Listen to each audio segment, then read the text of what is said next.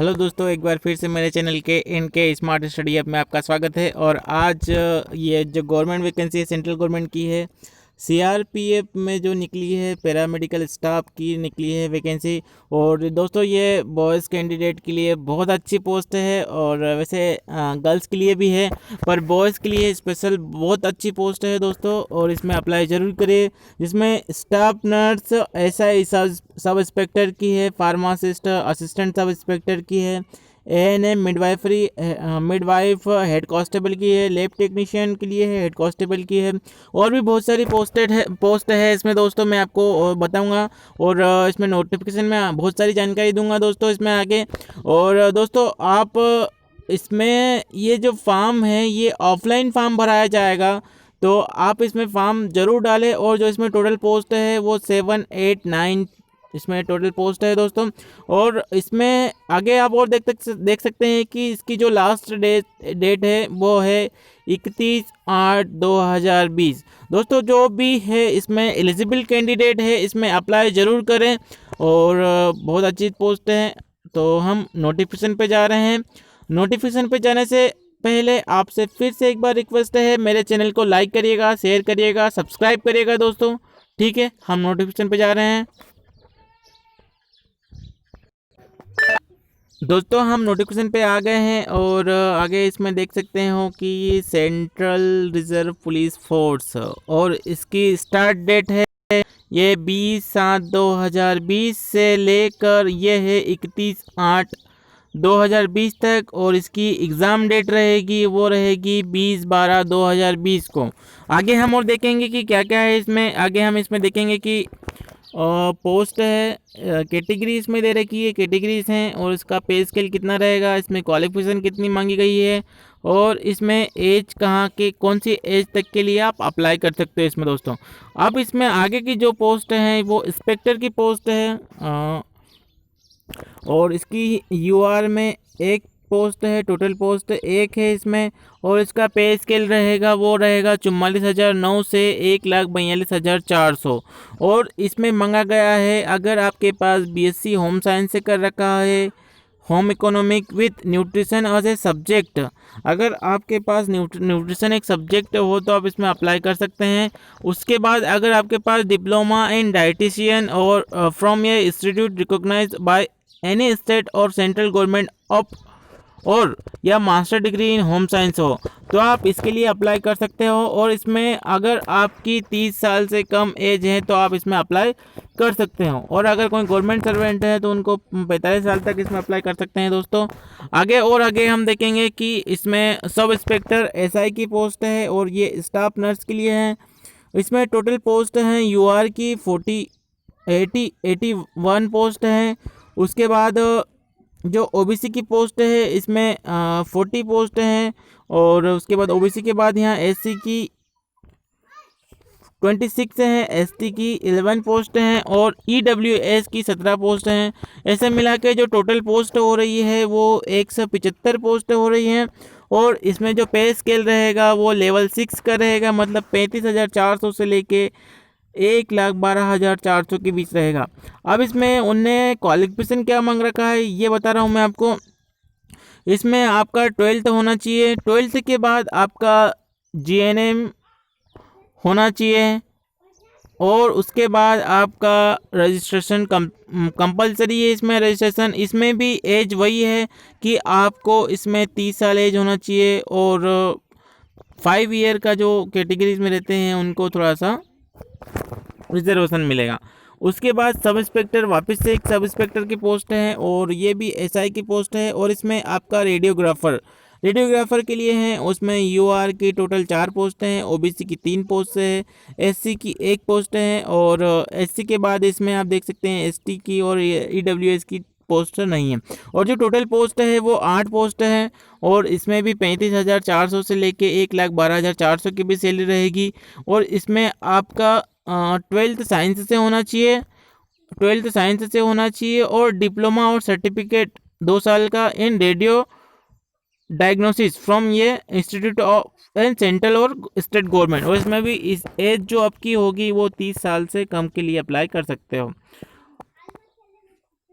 उसके बाद आगे देख सकते हैं कि जो आगे पोस्ट हैं ये वो असिस्टेंट सब इंस्पेक्टर की पोस्ट हैं, और ये फार्मासिस्ट के लिए है दोस्तों। इसमें यूआर की टोटल 35 पोस्ट है, और ओबीसी की 17 पोस्ट है, और एससी की जो है वो 14 पोस्ट है, और 10 पोस्ट जो है वो एसटी की है। और उसके बाद आगे देख सकते हैं ईडब्ल्यूएस की जो 8 पोस्ट है, और टोटल जो है 84 पोस्ट है दोस्तों। और इसका जो पे स्केल रहेगा वो 29,200 से लेके 92,300 रहेगा। और इसमें आपका 12th होना चाहिए, और 2 ईयर डिप्लोमा इन फार्मेसी, और आपका रजिस्ट्रेशन इसमें कंपलसरी है दोस्तों। इसमें बिलो टू 20 टू 25, इसमें 20 से 25 के एज होना चाहिए, और इसमें आप अप्लाई कर सकते हो।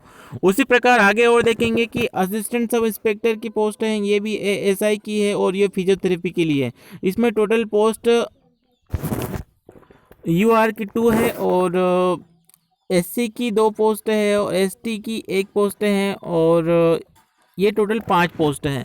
इसमें आपका 10+2 होना चाहिए, और बैचलर इन फिजियोथेरेपी का, और 3 साल डिप्लोमा इन फिजियोथेरेपी आपका होना चाहिए। इसमें भी 20 से 25 साल वाले डाल सकते हैं दोस्तों। उसके बाद आगे देख सकते हैं कि असिस्टेंट सब इंस्पेक्टर की है, डेंटल टेक्नीशियन की है, और इसमें टोटल 3 पोस्ट हैं, टोटल 4 पोस्ट हैं, जिसमें से 3 पोस्ट जो है वो है यूआर की, और 1 पोस्ट है एसटी की। टोटल 4 पोस्ट हो रही है, और इसमें आपका matriculation 10th with science as a subject होना चाहिए, और 2 ईयर और डेंटल हाइजेनिक कोर्स होना चाहिए इसमें। उसके बाद आगे और देखेंगे दोस्तों हम, इसमें भी 20 से 25 साल एज होना चाहिए। Assistant sub inspector laboratory technician की है, जिसमें 28 यूआर की पोस्ट है, 15 ओबीसी की पोस्ट है, 10 एससी की पोस्ट है, 5 एसटी की पोस्ट है, और जो 6 हैं वो ईडब्ल्यूएस की टोटल 64 टेस्ट पोस्ट हो रही है। और इसमें पे स्केल भी वही रहेगा, लेवल 5 वाला 29,200 से 92,300 के रहेगा। और इसमें आपका मेट्रिकुलेशन होना चाहिए, जिसमें से साइंस एक सब्जेक्ट होना चाहिए, डिप्लोमा और certificate in medical laboratory technician होना चाहिए, सीएमएलटी आपका होना चाहिए, सीएमएलटी डीएमएलटी, और आपका रजिस्ट्रेशन होना चाहिए। और आप इसमें भी 20 से 25 साल वाले डाल सकते हैं। फिर असिस्टेंट सब स्पेक्ट्रोग्राफी है, इलेक्ट्रो कार्डियोग्राफी, ईसीजी टेक्नीशियन जो रहता है वो उसके लिए है। और इसमें टोटल 1 पोस्ट है, और वो भी है यूआर की पोस्ट है, जिसमें साइंस से सबके सब्जेक्ट होना चाहिए आपका 10th में, और certificate in electro cardiography ECG technician का सर्टिफिकेट होना चाहिए। और इसमें भी 20 से 25 साल के लिए अप्लाई कर सकते हैं हम। उसके बाद आगे देख सकते हैं हम, और कि हेड कांस्टेबल की फिजियोथेरेपी, नर्सिंग असिस्टेंट और मेडिक के लिए है। इसमें टोटल पोस्ट है 88 पोस्ट है, और इसमें यूआर की पोस्ट है 35, ओबीसी की पोस्ट है 25, और एससी की है 13, और एसटी की है इसमें 6, और ईडब्ल्यूएस की 9 पोस्ट है। और इसमें आपका जो होना चाहिए वो 12th वो पास होना चाहिए, डिप्लोमा और सर्टिफिकेट कोर्स इन फिजियोथेरेपी होना चाहिए, और 1 year experience in the field from recognise hospital और इंस्टीट्यूट। और इसमें एज जो आपकी मांगी गई है वो 18 से 25 साल मांगी गई है, तो आप इसमें अप्लाई ज़रूर करें। फिर उसके बाद हेड कांस्टेबल की है, वो एएनएम के लिए है, और इसमें टोटल 3 पोस्ट है, और ये यूआर की पोस्ट हैं। और इसमें पे स्केल लेवल 4 का रहेगा, 25,500 से 81,100 रुपये। उसमें आपके पास जो डिप्लोमा 12th होना चाहिए, 2 ईयर डिप्लोमा इन एएनएम का डिप्लोमा होना चाहिए, और रजिस्ट्रेशन होना चाहिए आपका, और कम से कम 1 साल का एक्सपीरियंस चाहिए। इसमें भी 18 से 20 साल के कैंडिडेट इसमें फॉर्म डाल सकते हैं। हेड कांस्टेबल डायलिसिस टेक्नीशियन के लिए इसमें 5 पोस्ट हैं, डायलिसिस टेक्नीशियन के लिए 5 पोस्ट है, 8 पोस्ट है, जिसमें से 5 पोस्ट है UR, 2 post OBC, 1 post SC की है दोस्तों। इसमें आपके पास 12th होना चाहिए, 2 ईयर डिप्लोमा इन डायलिसिस होना चाहिए, और 1 ईयर का एक्सपीरियंस चाहिए। इसमें 18 से 25 साल के जो कैंडिडेट रहते हैं वो फॉर्म अप्लाई कर सकते हैं। उसी प्रकार आगे और देखते हैं कि head constable junior X-ray assistant, head constable junior X-ray assistant की है, टोटल 84 पोस्ट है, और इसमें 35 पोस्ट है जो है यूआर में, 23 पोस्ट है, ओबीसी में 12 पोस्ट है, एससी में, और 6 पोस्ट है वो है एसटी की है, और जो 8 पोस्ट है वो है EWS की है। और इसमें आपका 12th साइंस 10th में आपका साइंस एक सब्जेक्ट होना चाहिए, और डिप्लोमा और सर्टिफिकेट इन रेडियोग्राफी होना चाहिए, और इसमें भी 20 से 25 साल के कैंडिडेट इसमें अप्लाई कर सकते हैं। उसके बाद और देखते हैं कि हेड कांस्टेबल लेबोरेटरी असिस्टेंट, इसमें भी मांगा गया है कि 4 पोस्ट है, 5 पोस्ट है, जिसमें से 4 जो पोस्ट है वो यूआर में है और एक पोस्ट एससी की पोस्ट है। इसमें आपका 10th होना चाहिए साइंस सब्जेक्ट और सर्टिफिकेट इन लेबोरेटरी असिस्टेंट, और डिप्लोमा भी चल जाएगा। 20 से 25 साल के कैंडिडेट इसमें अप्लाई कर सकते हैं। उसके बाद इसमें देख सकते हैं कि हेड कांस्टेबल इलेक्ट्रिशियन के लिए है, एक पोस्ट है टोटल ये, और ये भी यूआर की है। इसमें 10th चाहिए और डिप्लोमा इन इलेक्ट्रिशियन चाहिए आपको। हेड कांस्टेबल स्टेवर्ड, इसमें टोटल 3 पोस्ट है और इसमें अप्लाई कर सकते हैं आप, और इसमें 10th चाहिए और diploma in food and beverages का आपको डिप्लोमा चाहिए। इसके बाद इसमें देख सकते हैं कि कांस्टेबल की है, और कांस्टेबल में अमालची का है, 2 पोस्ट यूआर की है, एक पोस्ट ओबीसी की और एक पोस्ट एससी की है। और जो टोटल 4 पोस्ट हैं आपका 10th होना चाहिए और not less than 2 year experience, इसमें 2 साल का एक्सपीरियंस भी होना चाहिए आपके पास, और इसमें भी 18 से 23 साल के कैंडिडेट अप्लाई कर सकते हैं। और फिर इसमें कांस्टेबल की पोस्ट है, कुक की है, टोटल 116 पोस्ट है, 44 पोस्ट है। इसमें यूआर की 33 पोस्ट है, ओबीसी की 20 पोस्ट है, एससी की 7 पोस्ट है, एसटी की और 12 पोस्ट जो है वो ईडब्ल्यूएस की है। और आपके पास इसमें मेट्रिकुलेशन 10वीं पास होना चाहिए और कम से कम 1 साल का एक्सपीरियंस होना चाहिए। इसमें भी 18 से 23 साल के कैंडिडेट फॉर्म डाल सकते हैं।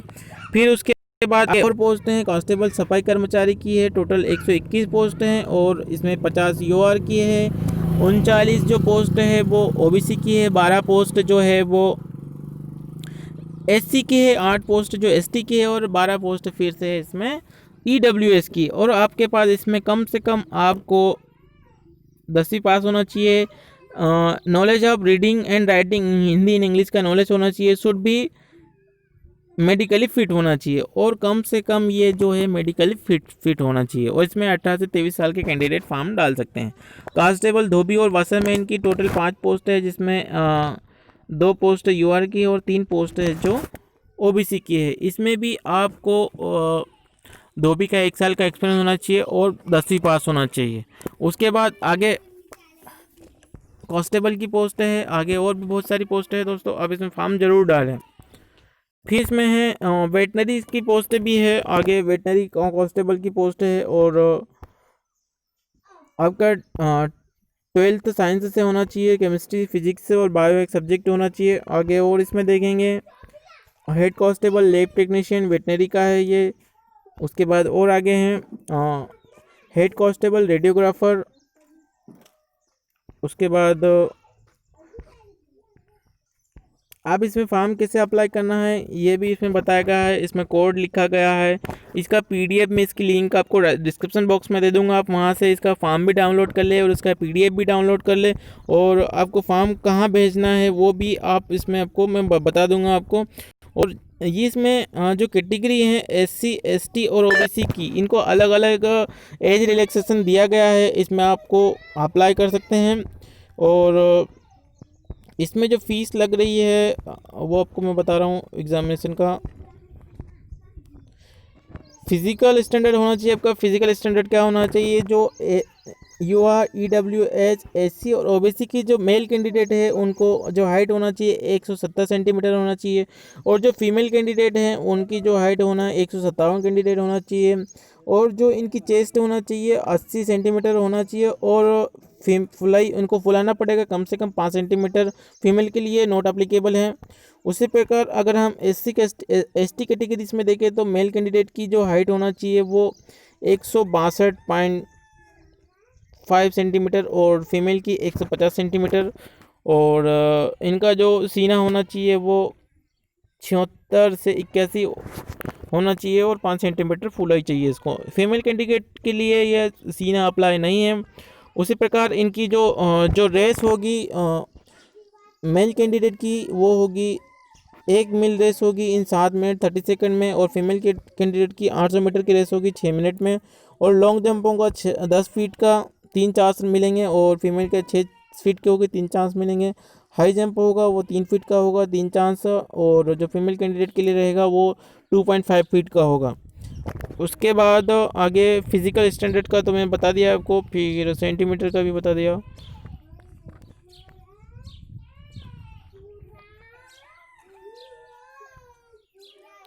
एग्जामिनेशन फ़ीस के बारे में बात कर रहा हूँ। एग्जामिनेशन फ़ीस की बात कर रहा हूँ यहाँ पे। आपकी जो UR और OBC की कैंडिडेट है उनको 200 रुपये फ़ीस लग रही है, और जो B ग्रुप के लिए आप अप्लाई करते हो उसमें 100 रुपये फ़ीस लग रही है, और जो ST SC कैंडिडेट है वो उसमें फ़ीस नहीं लग रही है। और इसमें आपको जो फ़ीस भरेंगे वो आपको डिमांड ड्राफ्ट बनवाना पड़ेगा, बैंक ड्राफ्ट बनवाना पड़ेगा, और ये जो डिमांड ड्राफ्ट बनेगा वो इसके नाम से बनेगा। और इसको अप्लाई आपको ऑफलाइन अप्लाई करना है। इसका फॉर्म आप मैं डिस्क्रिप्शन बॉक्स दे दूंगा, वहाँ से आप इसको डाउनलोड कर सकते हैं, और 31/8 तक इसको अप्लाई करना है दोस्तों।